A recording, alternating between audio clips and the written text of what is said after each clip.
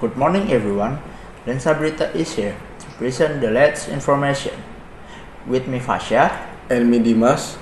Today we will present in-depth information about environmental living condition in Indonesia. Starting with the issue of deforestation, which is still a serious problem in the country. Based on data from the Ministry of Forestry in 2024, there was net deforestation of 100,400 hectares. After deducting the reforestation area of 40,800 hectares. Gross deforestation itself reached 216,200 hectares, with 69.3% inside the forest area and the rest outside the forest area. This figure is indeed lower compared to that released by the Auriga Nusantara Foundation, which recorded 261,575 hectares of deforestation in the same year, indicating variations in measurement methods. However, both agree Kalimantan is the province with the highest deforestation rate, reaching 129,896 hectares in 2024, followed by Sumatra with 91,248 hectares. The next news of the total forest area of Indonesia of around 95.5 million hectares, with 51.1% of the total land area.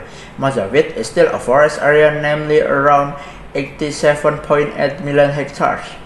However, the pressure of deforestation, especially in secondary forests, still threatens sustainability. In addition to deforestation, waste management is also a concern. Currently, Indonesia is still facing major challenges in managing plastic waste. It is estimated that around 2.87 million tons of plastic waste is not managed properly, causing damage to the marine and terrestrial environment. To address this, the government is targeting a 30% reduction in plastic waste by 2030.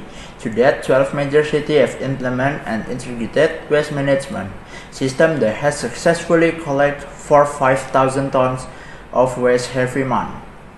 Shifting to renewable energy, the projected capacity for environmentally friendly power generation will reach 1,850 MW by the 2025. A 22% increase compared to the previous year. This will consist of 30% hydropower, 35% solar power, and 27% wind power. Investment in this sector has reached IDR 52 trillion.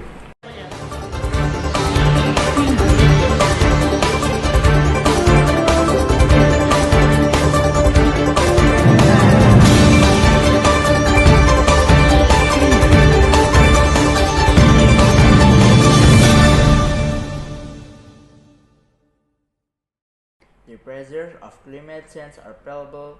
Rainfall is projected to increase by an average of 18% in Java and Bali by 2025, causing 155 floods, with loss reaching 1.2 trillion rupiah. The national average temperature is expected to rise by 0.9 degrees Celsius compared to the previous decade.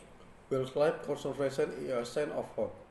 Indonesia orangutan population has increased 15% in the past 2 years to 12,500, while the Javan rhino population remains stable at around 80 in Ujung Kulon National Park.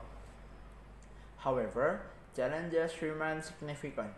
A report from the Forest Watch Indonesia showed that between 2021 and 2023, deforestation continued at massive rate, reaching a total of 1.93 million hectares, exceeding the government's reduction target.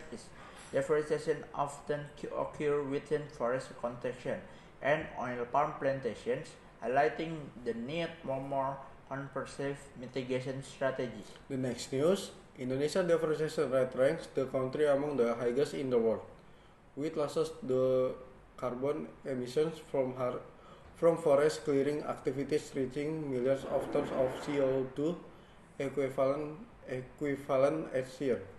To improve environmental quality, the government is also carrying out massive forest rehabilitation covering 120 hectares this year, a 20% increase over the previous year. This program is expected to improve ecosystem function and absorb carbon emissions. Everyone, that's the information we're covering today about environmental conditions in Indonesia. Thank you for watching Lensa Berita program. I'm Fasya. I'm Dimas. Thank you and and see see you. you.